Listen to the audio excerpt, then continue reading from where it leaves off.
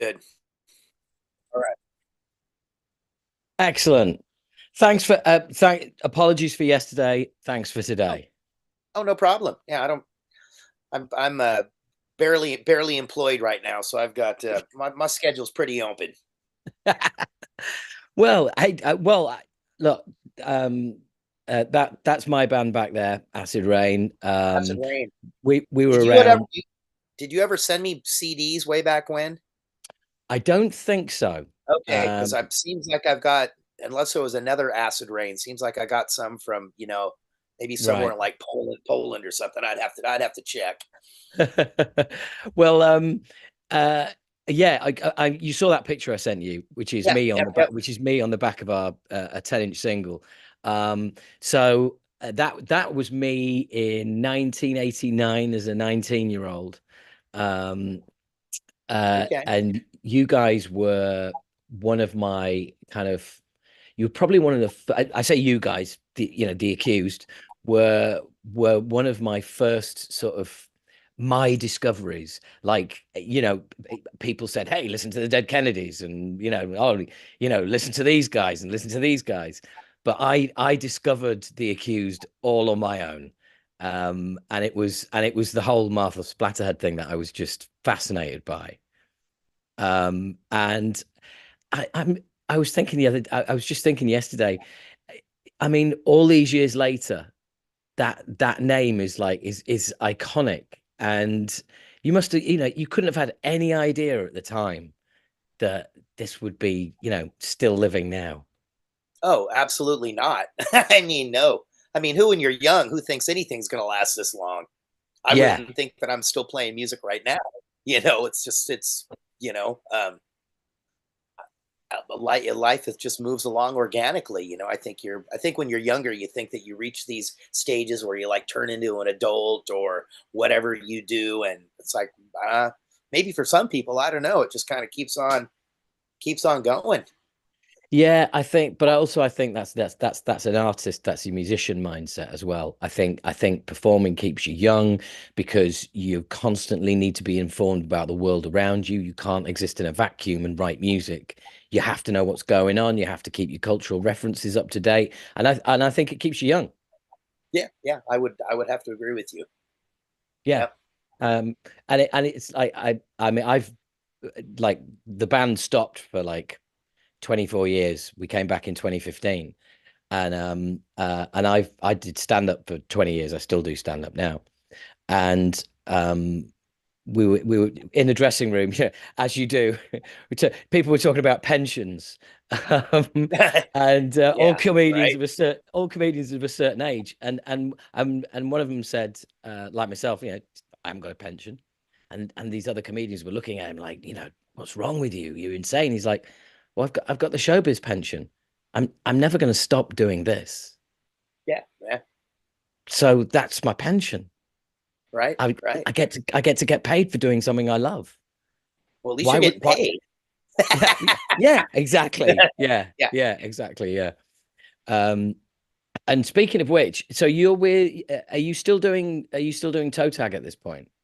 Yeah, we do both. We do toe tag and then our version of the accused AD. So yeah, I And mean we've been doing toe tag now for I don't know, like 16 or 18 years. yeah, yeah, and all anybody ever wants to talk to you about is the cues, right? Well, that's why we started doing the accused songs again, because when we started to do toe tag, it was three of us that broke off and stopped playing in the accused, and it wasn't 2 or 3 years into doing toe tag where we started to play the accused songs, and we called ourselves Martha's Revenge. And then people they want to hear that's what people they there's that I don't know inherent desire just to default to what's comfortable, and people are comfortable with those records and those songs. Yeah, Even though a lot of the stuff that we do with toe tag is obviously it's not the same, but it's in the same vein. yeah, but And but also I think, sorry, go on. yeah. Oh, I was just saying, we get offered different opportunities by playing the accused songs that we don't get by playing the toe tag songs, because we're old guys. The young guys have their own, they've got their own thing going on. It's like they don't care what we did 40 years ago. They got the yes, Yeah, but also there is that certain amount of nostalgia without a doubt. I mean, we're still playing songs from way back in the day, and I'm convinced that there's no. I mean, we put an album out in 2019. A lot of people say that it's like our best work, but right, the stuff that really makes people move is the old stuff right, because they've been listening, people for people who discovered that when they were teenagers or like in their their early formative musical years. When they hear those songs, they don't just hear a great album that came out a few years ago, they hear their childhood. They yes, yeah, hear it, and, yeah. and it just that triggers something inside them that you can't recreate all these years later. No, you cannot. Nope, that is Yeah. so true. Yeah, because like, ultimately we've all been music fans for years now. So we kind of know how it works and but then you hear something from way back in the day when, you knew nothing and your ears were still young and it does something to you. Yeah, It's yeah. bizarre. It really is. Um so what's happening with you? You mentioned they're barely employed. What's happening with you? Because I know you had a really successful bar, Right. and then Actually, a little restaurant, hamburger restaurant. that's it, and Yeah, that closed its doors in 21. Yeah, yeah, yeah. 22. This will be right, 2 years here in 24. Yeah, we did right. that for 14 years, and yeah, it just got to be too much. It was too much for me. It was bringing me down, and it's a huge responsibility to own a business, especially when you're so personally invested. Um, yeah, it was just time to be done, and it was causing me emotional distress. So Yeah, you kind of. Did you have many staff? we had anywhere between 20 to 30 staff, Yeah, that's a lot of pressure. and everything after the lockdowns and stuff. Everything was just got more expensive, and everything just became more and more difficult. Yeah, yeah, as it has done in like every industry. Yeah, everywhere. Yeah, yep. Yeah. Around the world. It's not just localized. It's everywhere. Yeah, yeah. Um, and I kind of wanted to ask you, what's your relationship like, if anything, with the other accused that is still playing? Um, we don't have any relationship with them. We don't play with guitarist, Tommy Niemeyer. We don't play with him for a reason, and if those reasons would have been dealt with, you know, during our last reunion deal back in 2003, 2004, we'd still be playing with him now. And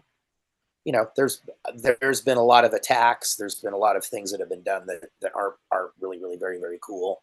Um, and people know what we're doing, and they know what he's doing on his side. And he's had a rotating lineups, since we stopped playing with him. And Yeah, yeah, it's unfortunate. I think I we did put out, I think, a pretty good record during that last go around. But where I am right now, I wish we never would have done it. Because it just made it just totally fractured relationships, and it was it's just terrible. Yeah, but we're here, and yeah. we're having fun. I That's what it's think all about. well, I think that the three of you are still together and still going, and that the other lineup has a kind of revolving door sort of Yes. rehearsal room policy. Then Yeah. that's kind of that whether you're a musician or you're just a music fan or a member of the public, that's pretty transparent. Yeah. That's Yeah. it's Yeah.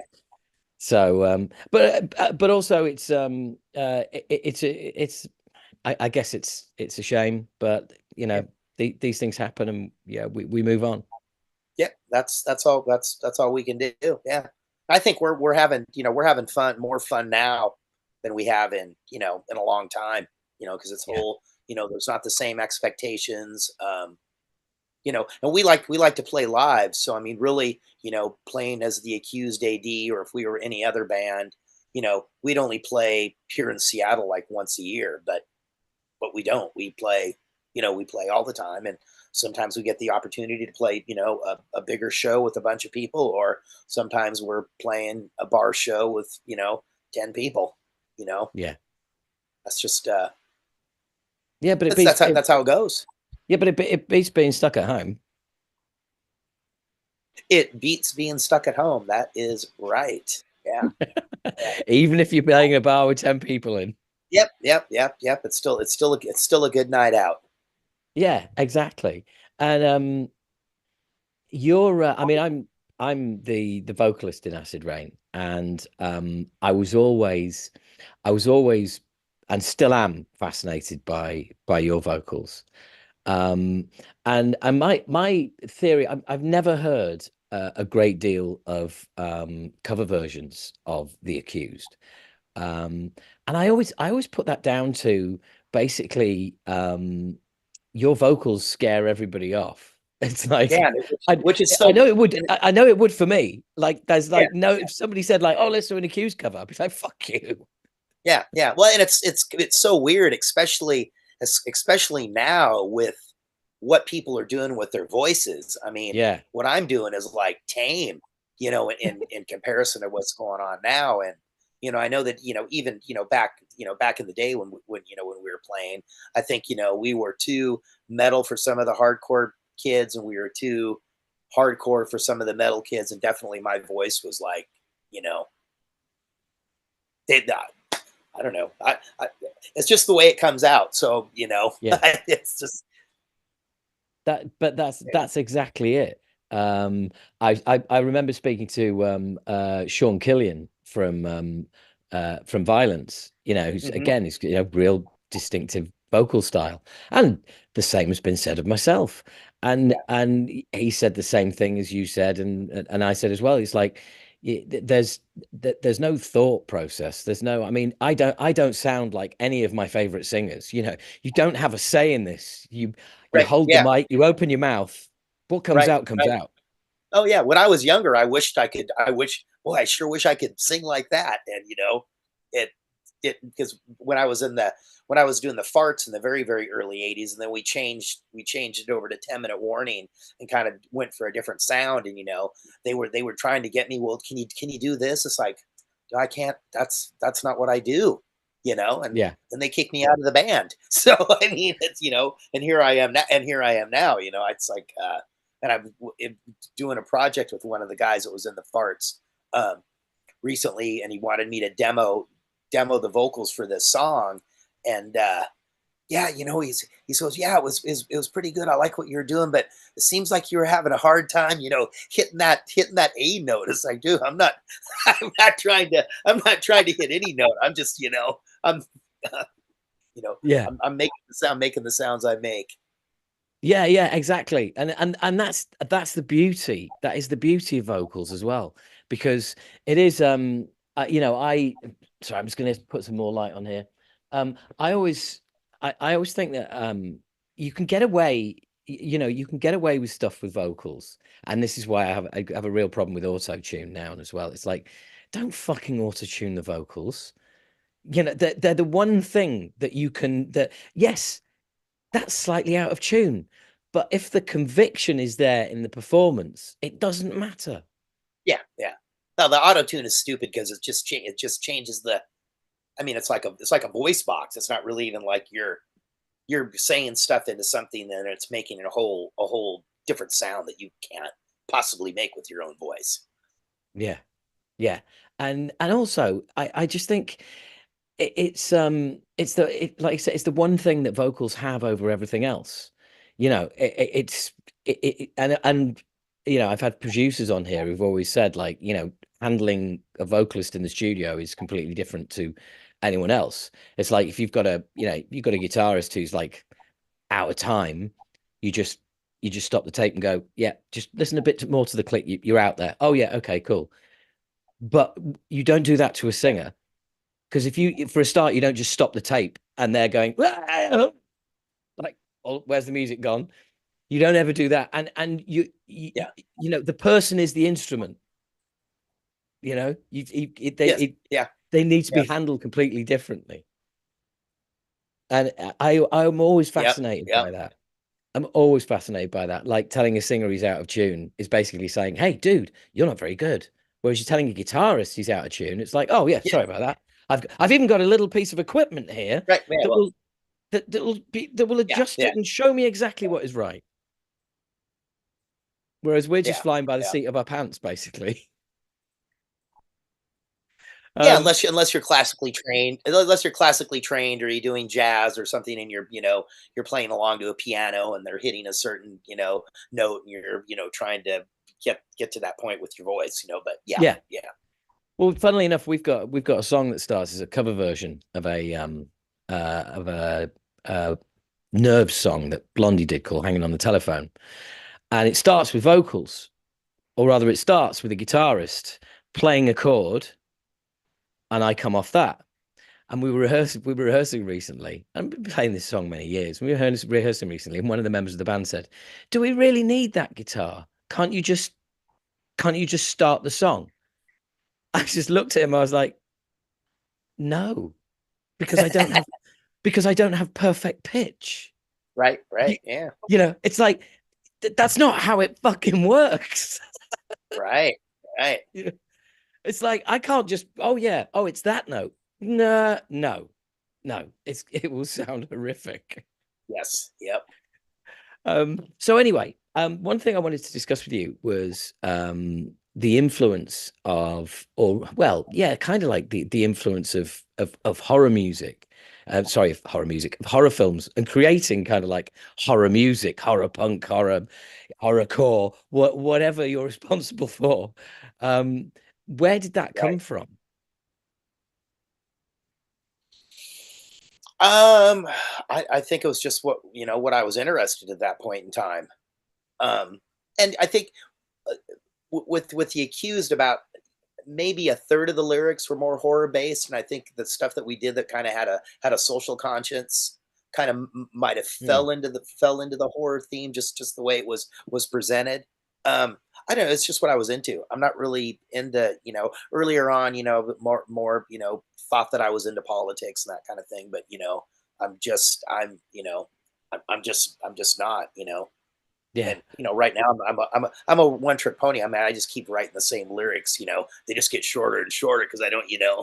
Um, but I keep writing this. I just keep writing the same stuff over and over again, and just the same as with with how people's voices are. I mean, the lyrics that people write now, I mean, are like totally extreme. I couldn't even. That's way beyond my literary or lyric writing capability. And but when you were, earlier in the earlier years, did you place, what kind of importance did you place on lyrics? Because for me, they were always, lyrics were always key. Um, I wrote this best kind of lyrics I could write. I know Right. there was. I mean, that's all I can say about that. I know there did get to be a point where I didn't like to sing other people's lyrics, Yeah. especially if they were very very topical, because then it's like I would be the mouthpiece for somebody else's idea, which I wasn't always comfortable with. So a lot of sometimes I'd have to switch stuff up so it was more in line with my ideals. I think when you're doing the kind of the horror kind of stuff, it's kind of more like you're telling like a little short story. Yeah. So you don't really need to worry too much about that. Yeah. Yeah. No, I completely agree. I mean, how Geddy Lee sang Neil Peart's lyrics in Rush for like 40 years, I'll never know. Right. Right. It just kind of feels weird. I sing my own words. That's it. That's all I can do, really. Um, but your career, when the accused came to an end initially, um, what brought that about? Was it just a change in like the change in musical times that kind of hit everybody, or was it Well, internal? Tommy, the guitar player, quit like about six weeks, 2 months before our last record came out, and I always forget that was 2000 some 2000 something around that time. So he just like up and quit like right after the record came out, and we had a European tour already booked, so we got another guy to play guitar, and then we had the drummer Devin that was on that record Splatter Rock, and he stuck with us for that European tour. There was some kind of stupid stuff, and then we kept doing it. We got another drummer, and maybe at that point in time it was just more like not necessarily like flogging a dead horse, but we were so caught up in what that music game was that it was just hard to catch back up, and it was just like time to just time to let it go. Yeah, yeah. And then Sometimes I ended up I bought a house, I got married, and then then I had a kid. So we got back and did another. The first Accused reunion deal that we did was I don't know, like late '96, and that was just pretty much a disaster. Um, and then I was in a band called the Black Nasty for a little while, and then we did the Farts again in like '99 to maybe like 2002, 2000, yeah, late 2002, middle of 2003. And I think it's one that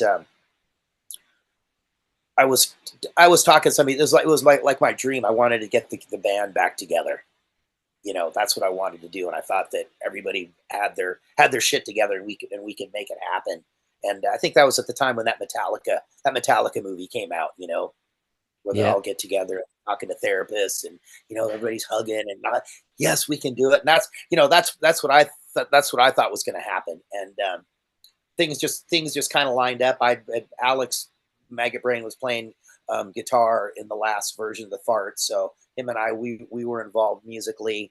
Um, and then I just happened to run in. I was walking in downtown Seattle, and I ran into our one-time drummer Steve Nelson, which was like, wow, okay, well this is crazy.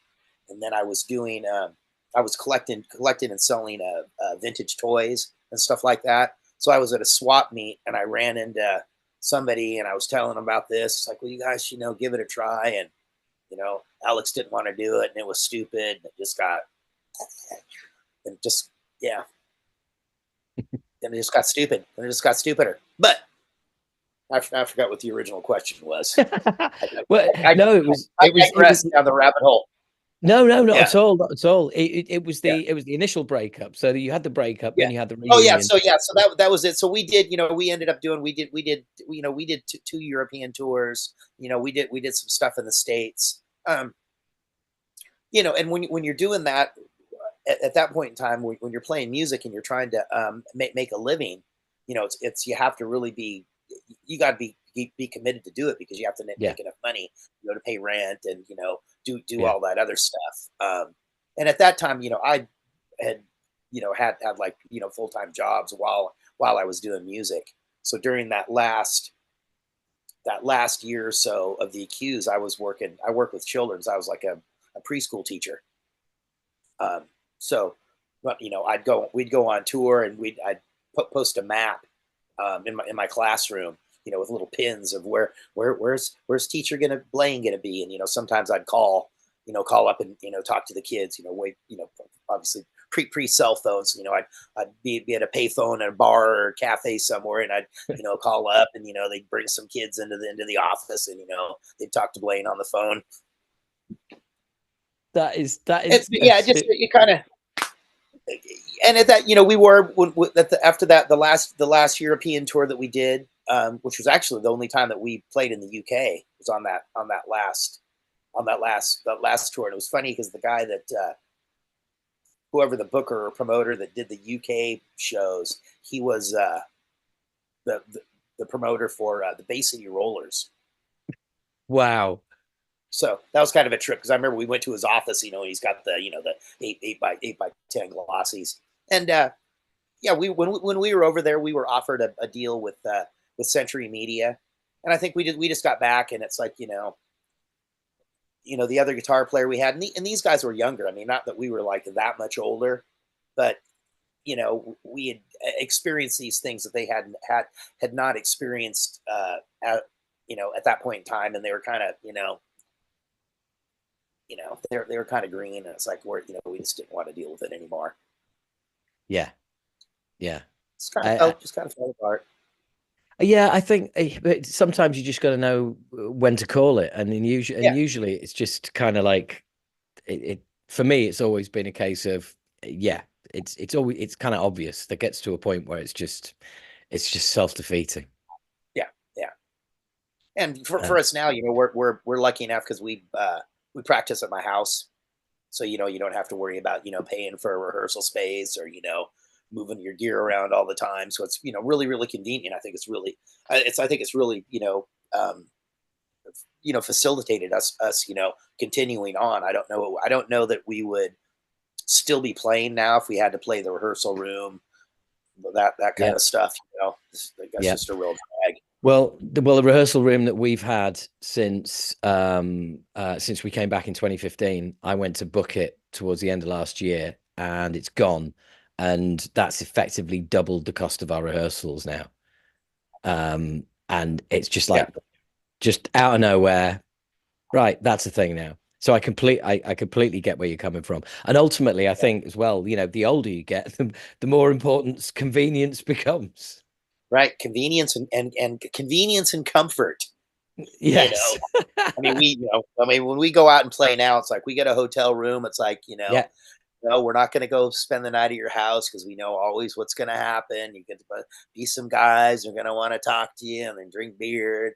Next thing you know, it's 4 o'clock in the morning and you got to take off and go somewhere like early. It's like, oh, this is just a real Yeah. drag. So, Yeah, I mean, we did the same thing. We were all met on Zoom, and I was like, "Look, I looked at the finances, and obviously we don't know what we're going to do on merch, but at the moment, this is the situation. Now, we can have this guy drive us, and we can be in comfort, or we can have this guy drive us, save money, and that'll be more for you to take home." And everyone's like, "Just comfort, just the big yeah, truck." you know yeah, no yeah, yeah, yeah, yeah. and also it makes complete sense as well because the older you are, you don't want to be all crammed in a van and like sat like this for 3 hours all hunched up, and then Or, you got to play a or show after that. 8 or 10 or 12 hours. Yeah. Oh fuck for you And guys, yeah. yeah. And these days it's like, what's making money? I mean, it's one thing it's if not you're if it's you're not doing, losing money.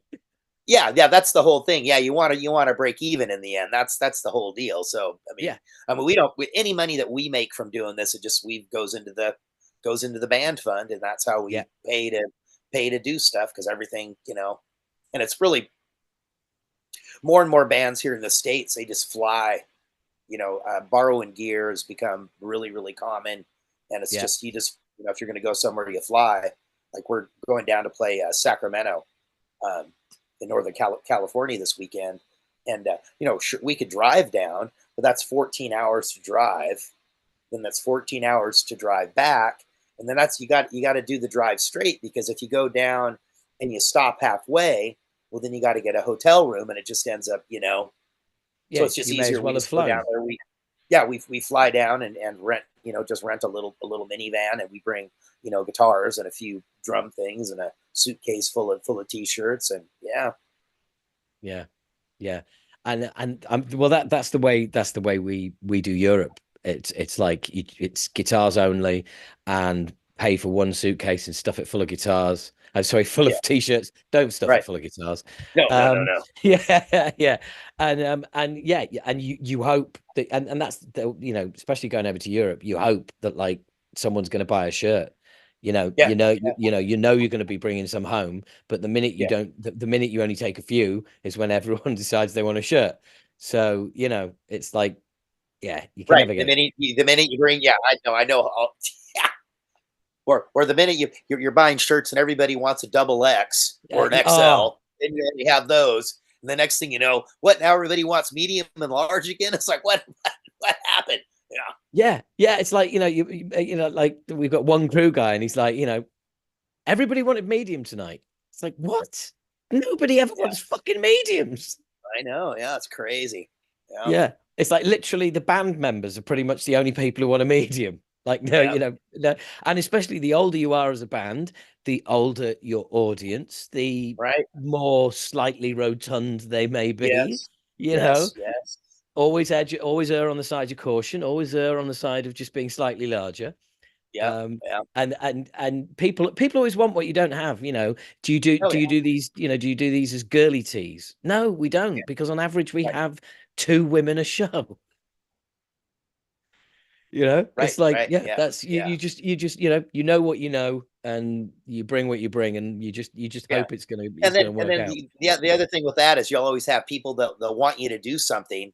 It's like we played in Japan at the end of last year, and Oh, people wanted nice.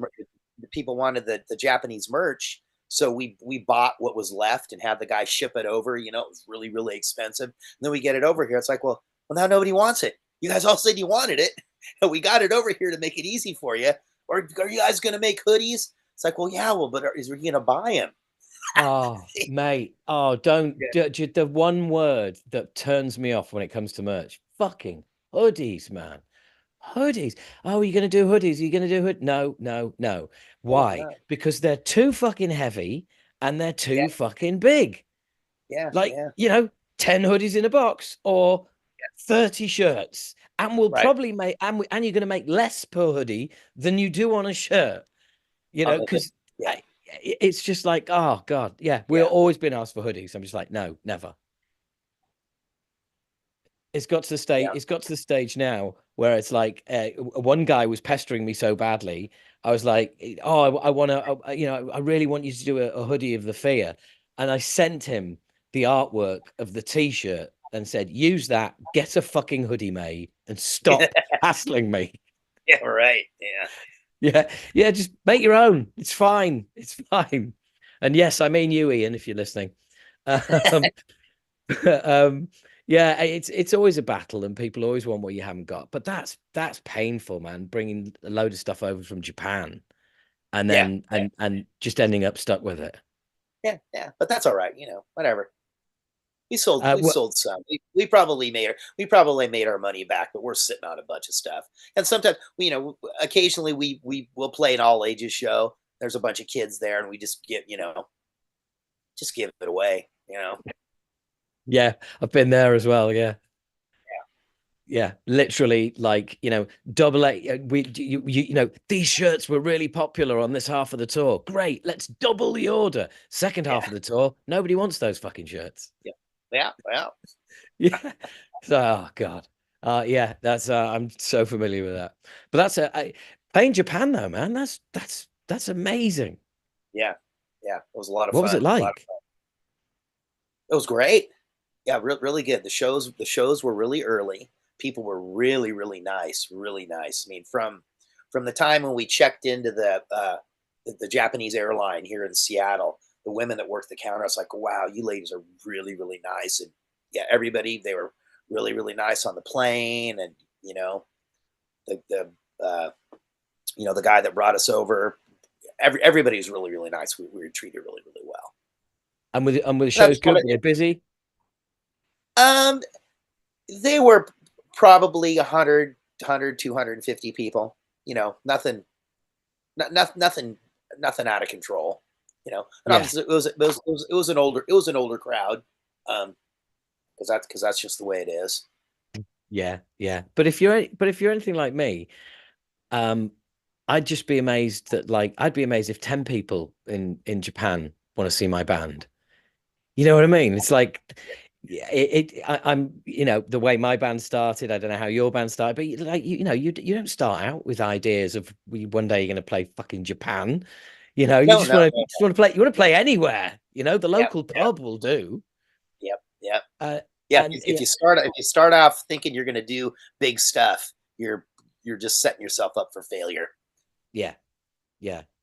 but I mean, I'm still, I'm still amazed that all these years later, that you get, I don't know, you get a message from a promoter in like, some country, come and play here, and you just think like, wow, this is something like we started at school to, like, get a demo tape out and play a gig, and I'm Yeah, 54 now.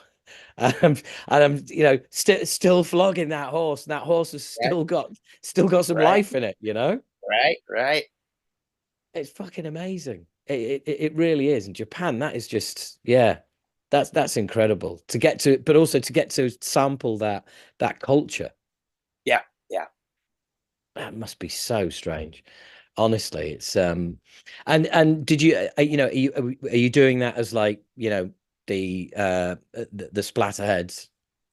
yeah. That was an accused AD. Yeah, Right, okay. yeah. Are you still do you use the Accused AD name as well? That well, that's oh that yeah. That's what we call ourselves when we play the accused songs. Yeah, we're the accused. Yeah, the accused Ah, AD. okay. AD meaning after death. And we did. Yes, We yeah. put out a record a few years ago as the accused. Yeah, as the accused AD. And Yeah. we're gonna do another one too. Just because it makes our former bandmate angry. So Do you he know should what? have just That's the best fucking reason to do yeah, anything. right. Yeah, he should have just left us alone. Yeah, yeah, absolutely, absolutely. Oh, that's awesome, man. That's awesome. In Yeah. fact, I think I was on your social media earlier today, and I think I saw a post up there saying, like, working on a new album, and Oh, that's for the accused. They say that they're working on a new record, but they make all these big. Yeah, we I may yeah, have said something about us recording, but yeah, definitely no the accused. They're always talking about all the stuff they're gonna do, and nothing ever happens because you can't the, the proof is in your actions. You can't yeah, talk about all this great stuff that you're going to do until it yeah, happens. So it's not a good idea to ever say that you know you got to yeah. do it, and that's the proof. Is I, is I'm it is it doing? I've got to be honest with you. I've got to be honest with you. I watched, as a teenager, I watched somebody in the small town that I lived go into the middle of town and tell all the metal community that they were going to be doing this with this big name, or, blah blah blah, and then it wouldn't happen, and he wouldn't be seen in town for a good, like, 3 or 4 months, and he'd wait for things to blow over, and then he'd start kicking around again, and then there'd be another tale of some big thing, and that wouldn't happen. He'd disappear again for months. But, like, as a teenager, I saw that behavior and thought, yeah, don't ever do that. You're just going to look like a dick. Yeah, yeah. Well, that's the worst thing to do ever. Worst thing to do. Yeah, don't talk about what you're going to do what you're going to do, and then people will ask you Do it. about it. Yeah, bizarre. Yep. But that's That's great. it. That's great to know that there's new stuff in the works. How deep are you into that? Oh yeah. No, we're recording here middle of May. Oh, right. Yeah. Okay. Yeah, yeah, we've got four. We're doing a split LP with another band over here in the states. Yeah, so we've got four songs. We're gonna uh, we're thinking about doing "Blood, Guts, and Beer" by Tank, and we're gonna do a song by The Accused as well. There's Oh a yeah, there's a UK expression called "wind up merchant," and I believe that pretty much describes you quite well at this point. yeah. So yeah, there you go. Yeah, but, well, you're allowed to. It's your fucking band. Oh, you can do whatever you want to do, Yeah, yeah, absolutely, right? absolutely. Yeah, Yeah, that's awesome. Yeah, that's proper mischief making that. Are you do you think you're right, right, right, right, uh right. Well, that's about but that's, I mean, yeah, I look at this point, everything's up for grabs, isn't it? I mean, you just got to do whatever you feel like doing. that's right. Yep, yep. Yeah, And yeah. because it's a split, is there is there a particular label, or you guys just is it going to be is it going to self-release, or how's it going to go? I think we're going to self-release it, but we'll, once we, it's one of those things that you can talk about, but it's not till get everything's recorded and mixed, and it's, you got all the files and you got the artwork. So I think then you have, you know, Yeah, I think right now, I think the other band, that's the intention is to self-release it, but you right. never know. Once you have a whole product together, we might be Yeah. able to get somebody to do it for us. And speaking of which, am I right in remembering back in the day, certainly at least in the UK, you were on Earache Records, weren't you? Yeah, that Return to Martha Splatterhead record was, I think it was the either the first or second Yeah. release on Earache. Yeah.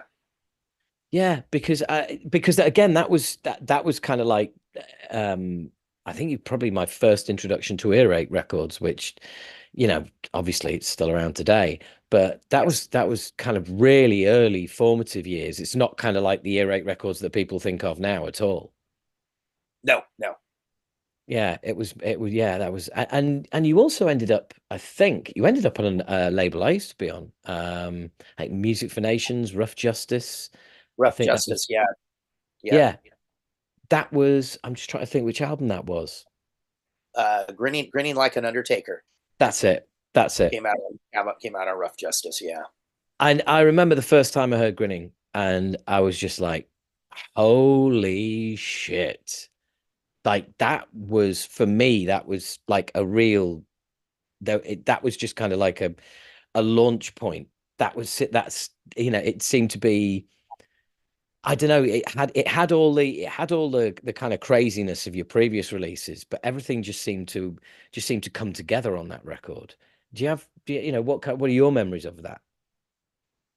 Well, that for that particular record, we had that drummer Josh Cinder, and he was just a whip ass drummer. We were trying out drummers, and we didn't want somebody that did a cheater beat or something. And he came in, it's like, wow, he just totally tore it up. But he also was a songwriter, so he'd write songs on the bass or the guitar. And that one, unfortunately, was the one record where everybody we never really the music writing credits were always split up. Everybody was equal except for that one record, because it wasn't the songwriting wasn't done in an equitable fashion. But with that record, it was mostly Alex Maggot Brain and Josh Cinder that came up with the with most of the music for that record. And I think it was just the way that Josh would write music that went along with his just hammering drumming style, just really, really, really, that really shined. I mean, I really like that record. I wish he would have Yeah. kept. I wish he would have kept playing with us, but he didn't, and that's how that goes. Yeah, like I said, I mean, I love that record, and I think, what year was that? Sorry, don't mean to do this to I you. always, I always get, when you get into everything's just kind of a blur back then. I think that was 89 maybe. Yeah.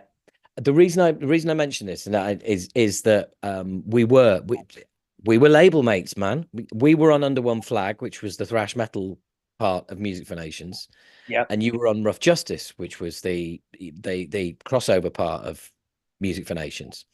Right.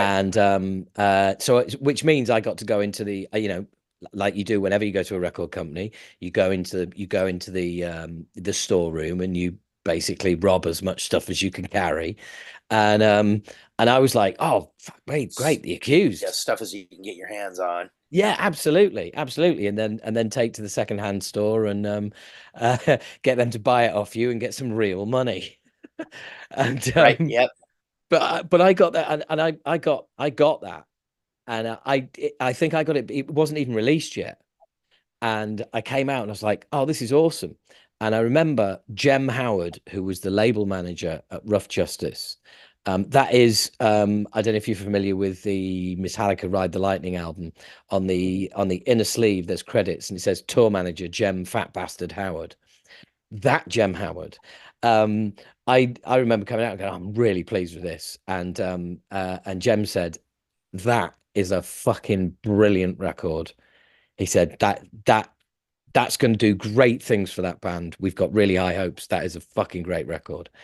And yeah, so everybody wishes that that lineup would stay together because it was yeah, it's a game changer, man. Yeah, Absolute game changer. yeah. I wish And we could really have. hard I to wish get we could hold have made of. it over there. Oh, Yeah. they'd have loved you. They'd have loved to get you over there as well. That's one thing about Well, that label. It's like they were yeah. We were. always It up was front. released. Yeah, we were on a. That was a rap, black music label that put that out over here. So we were Right. like the only. Yeah, so we were the only thing like that was on their label. Um, yeah. Right. Okay. That makes absolutely no sense whatsoever. Yeah, well, it was a really weird. It was a really weird deal. Yeah. Yeah. I mean, it's not exactly Slayer on Def Jam, is it? No, no. Yeah, that is bizarre. But yeah, grinning is really, really hard to get hold of as well. I mean, not just a CD because the CDs are really hard to get hold of because I tried to get hold of one recently. But also just trying to find it on any download platform. Um, Not Spotify because I don't use Spotify. But yeah, I kind of looked around and I was like, Right, this I can't find this fucker anywhere. It's like a really like well kept secret in kind of like right. crossover and hardcore. Yeah, yeah. I don't Uh, know why that is. It just your mic cut out. I can't hear you. Hello, hello. No, not yet.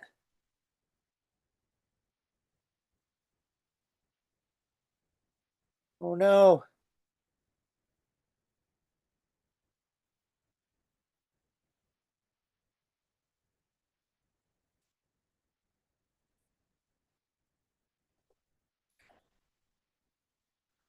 not yet.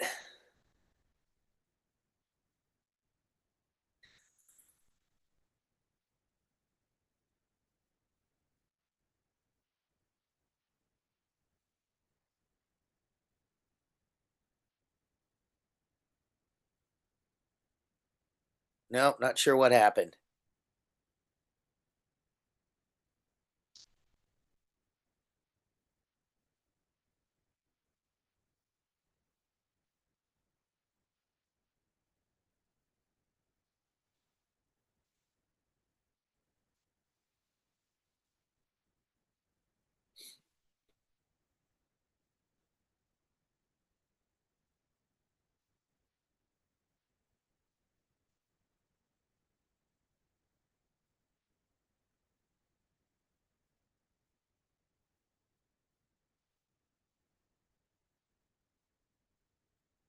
Hello.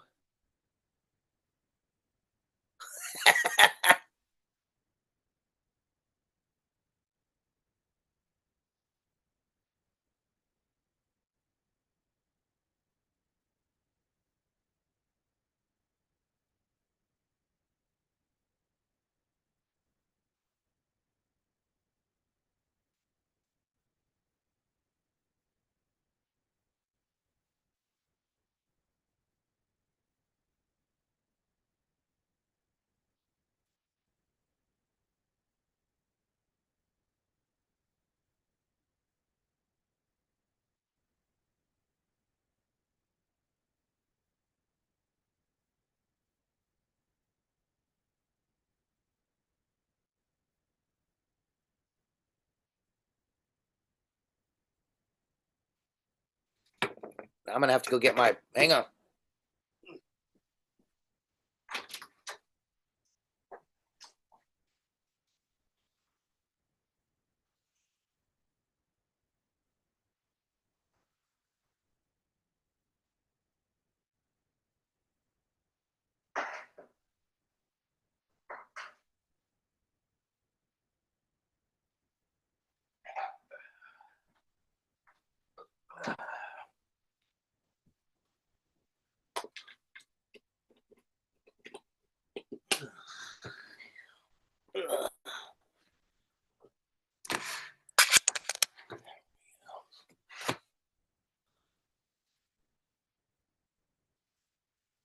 Hello.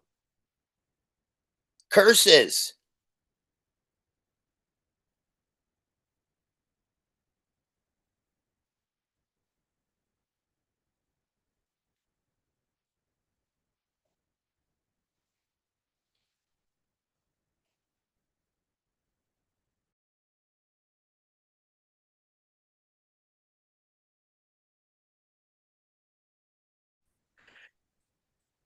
Yeah, that was absolutely bizarre. I didn't even end up rebooting.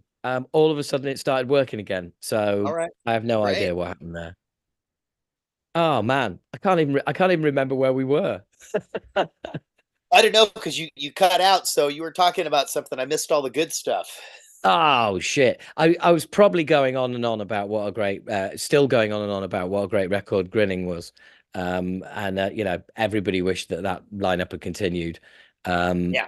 it was a real shame you didn't get over that you didn't get over to the UK at that time as well, because I think with that record and the backing of that label, that would, and they would have put you all around Europe. And but Yeah. none of those bands that were on Rough Justice ever managed to make it over to the UK when at the height of that time. So you had Crumbsuckers, you had Agnostic Front, you had you guys, um, and none of those bands ever got over, you know, and played European shows or UK shows. I don't know what it was.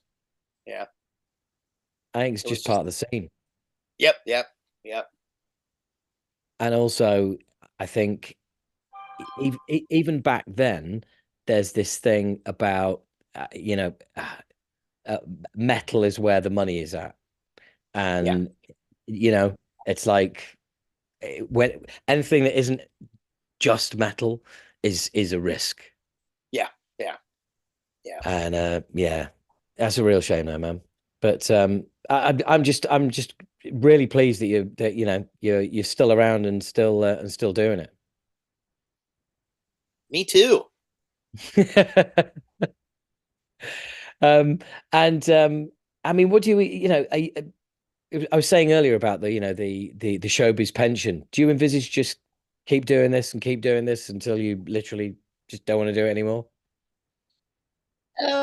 You know, I'll see. You know, I'm in for a couple of more years. You Yeah, know, because I don't know.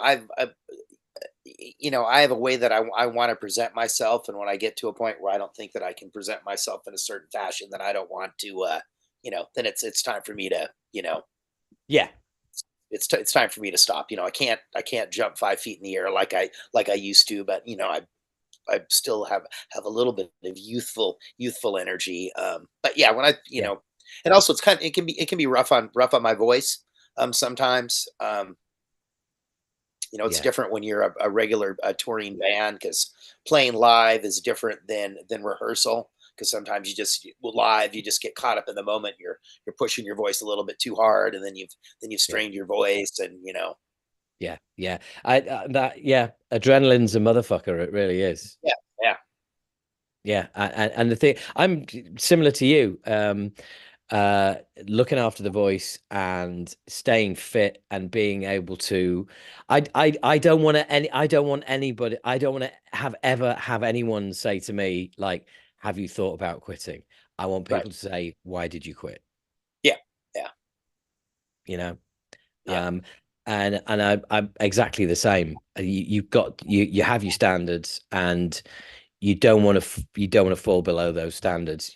None of us are young. We can't do yeah, the job that we did, but if you know, if we're still able to do it and people are still coming up going, that was a great show and that was really, you know, that was really great. You know, if people can't meet you in the eye after the show, you've been doing it too long. yeah, That's my theory anyway. yeah, yeah, But it is it's incredibly important, and look, thank you for hanging around and coming back on so we can wrap up here as well, yeah. Oh because yeah. that has never happened. I've got to say that again, that has never happened.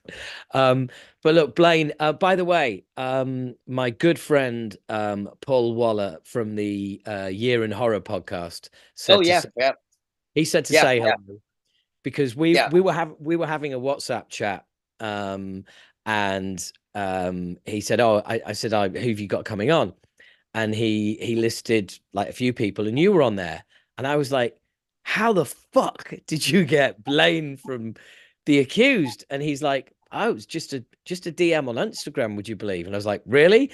And I DM'd you about 5 minutes after that, and here we are. So yeah, awesome, Right. man. Thank you so much. Thank you for the music, the fucking incredible records over the years. No, The it's fact my that you're no. still going, it's I awesome, man. appreciate it. I appreciate it. You know, it's great.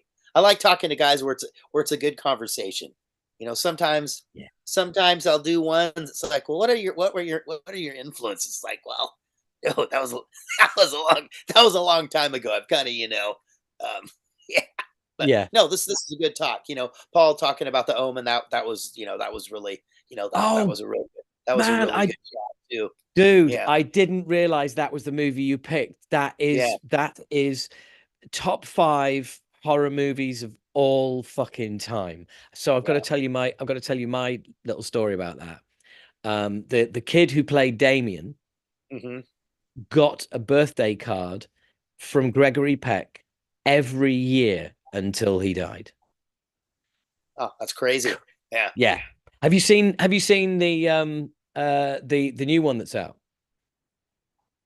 I have not, you It's know, the prequel called The First Omen. yeah, I And don't know. I I dude, it's got some seriously good vibes and good reviews going on. Um, I don't do trailers, you know. It's like I know if I want to see a movie, right, and I don't do trailers because I don't want to see scenes from the film. I don't want to see the best scenes from the film, and I don't want to see scenes that don't end up being in the film either. right, And right. and I watched a 1 minute teaser of the first Omen, and most of it is backwards. And I was just like, oh fucking hell. This is wow. I was just like totally sold on the idea. So yeah, you've got to check it out. I haven't seen it yet, but I'm definitely Okay, going to check all it right. out. Okay, well, yeah, I'll give it a go. I tried to watch this latest Exorcist that they put out, and I just couldn't. I Oh just didn't shit, just didn't not the do it one with for me. Russell, not please don't tell me oh god, no. No, Russell Crowe is not in an Exorcist movie. No, Russell Crowe, he did That's the like Pope's Exorcist. the Pope's Exorcist. Yeah, I couldn't get into that one either. And I think Yeah. I see that he's doing another one. Really? Yeah, I'm yeah, because the Pope's Exorcist, like that came out like a year or two ago, but I think I Yeah. saw something where he's reprising the role. I don't even know what happened. I couldn't even. Jeez. I couldn't. I who watches that movie and goes, you know what we need? Another one of these. I don't. I don't. Well, I don't know. They must be cheap to make, or I don't. I don't know what it is, but yeah. So yeah, Yeah. some of these like okay, well, yeah, But I guess, but I also guess it's like it's a bit like music, you know, less and less risks being taken. It's now an established property. You've got yeah, Russell Crowe, so you're going to get the Russell Crowe crew come and see it. It's got the word exorcist in the title. People are going to come and see it. It's got the Pope in the title. Some people are going to be outraged, and there's a load of free publicity. So yeah, yeah. yeah, I get it. But yeah, I'm not going to go see that. And and you're absolutely right. I can't. I've seen the Pope's Exorcist, and I can't remember a fucking thing about it. Oh, I think I've started to watch it. I think I've watched it like twice, and I don't know that I've ever made it through the whole thing. Yeah, and it won't. It just won't stick. No, no, no, not definitely not captivating enough. Yeah. Oh, the Omen, man. That what a movie. What a movie. There's a UK movie out that might be interesting for you. Unless you've seen there's a UK movie out from a couple of years ago called Bull. Just Bull. Bull. Hmm. If you get a chance, yeah, check it out. It's extremely violent. And I don't mean in a like, you know, Hollywood kind of way. It's violent in a ow, that fucking hurts kind of way. Um, but there's a like a nasty little horror film hiding in there somewhere. So yeah, check it out, man. Yeah, I'll look out for that one. Cool, cool. Once again, Dude, can't thank you enough. I've had you on Well, thank twice in you. one night. What can I All say? right. You're a legend. Yeah. All right. Well, thank you. Not at all, mate. Thank you very much. I'll let you know when this is coming out. All right. All right. Peace out. Cool. Cheers, dude. All right. Okay. Take See ya. it easy. Bye bye. Bye bye.